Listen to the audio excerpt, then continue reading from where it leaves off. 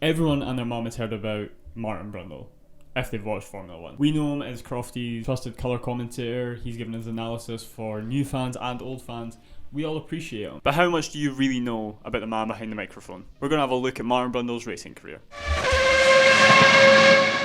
I'm going to preface this with I did look a lot into Little Marty's racing career before he hit Formula 3. I could find a little bit, but it's hard to find out the racing record of a kid who raced over 40 years ago. Because who was keeping tabs on that, really? So, baby Brundle, he was a little bit late in starting his racing career. He started at 12, obviously not that old for us. Old in the terms of racing when an 8-year-old could probably smash me on a track, you know. It was in 1975 where he really started showing his talent, moving into hot rod oval track racing. He did achieve multiple wins and he also got a star grade status.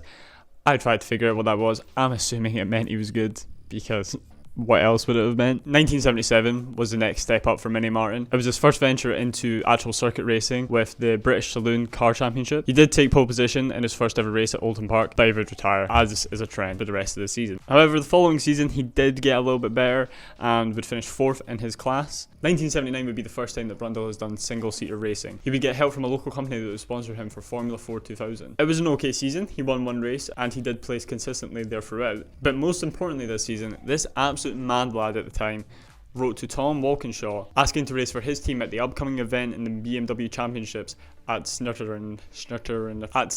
And for a little bit of surprise, he actually ended up being allowed to race. He would end up finishing second, and this actually set up Martin to race in the BMW Championship alongside Formula 4 2000 the following season. He would go on to win the BMW Championship and the Formula 4 2000 Championship, but the age-old problem of racing happened. He didn't have enough sponsorship money and he had to go back to saloon car racing. At the time, this was probably not the greatest feeling, but it works out. He would end up racing for the Audi BP team for the Saloon Car Racing Championship, and he would be partnered up with Stirling Moss.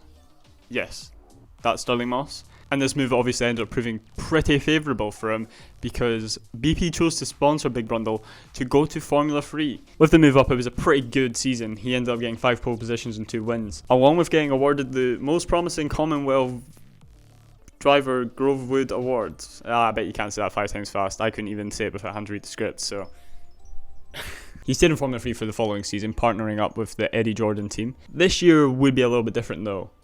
He'd be competing against a little known driver called Ayrton Senna. And he sure competed with him a lot. Ayrton Senna got the first 7 wins of that season. Brundle came second for the first 7 races of that season. However, going into the second half of the season, Brundle started picking up first places.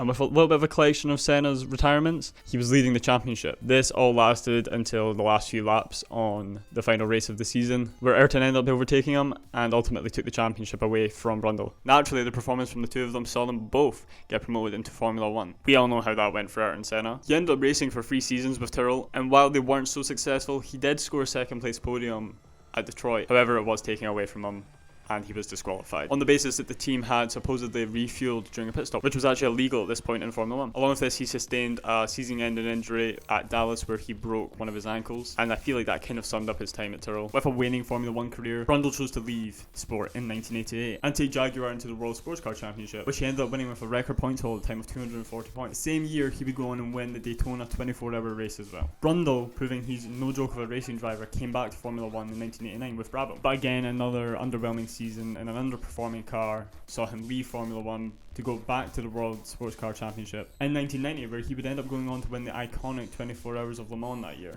Overall, first of his class, everybody, Martin Brundle, up there. And again, in 1991, he came back to Formula 1 with Brabham. He dragged that car to positions it did not deserve, and he finally got that drive that he deserved. Benetton were up there, and they were making waves, with a little-known driver as well called Michael Schumacher. Finally, he got what he deserved with 5 podiums that season. Despite a successful season with Benetton, he was actually dropped for the following season for an aging Riccardo Patrese. A question I'm sure they all asked at the time of why. A question I will ask now, why? He would end up finishing his Formula 1 career there after that Benetton season, so it doesn't quite make sense. Brundle had a reasonably quiet end to his Formula 1 career. He did score 3 more podiums and he would retire from the sport just a few years later. That doesn't mean he stopped racing, but that's where he stopped racing at the top level. Martin Brundle's a really big what-if story. Had he been put in the best cars at the time? Could he be a world champion right now? Based on all the research I had to do for this, all the videos I've watched, the man could drive. The same story for a lot of Formula 1 drivers, so what if? What if they had the best car? What if Daniel Ricciardo had the best car? You never really know. Thank you for watching. I really enjoyed researching Martin Brundle. I think he's honestly great, and I had a lot of fun making this video. Remember to like and subscribe. Thank you.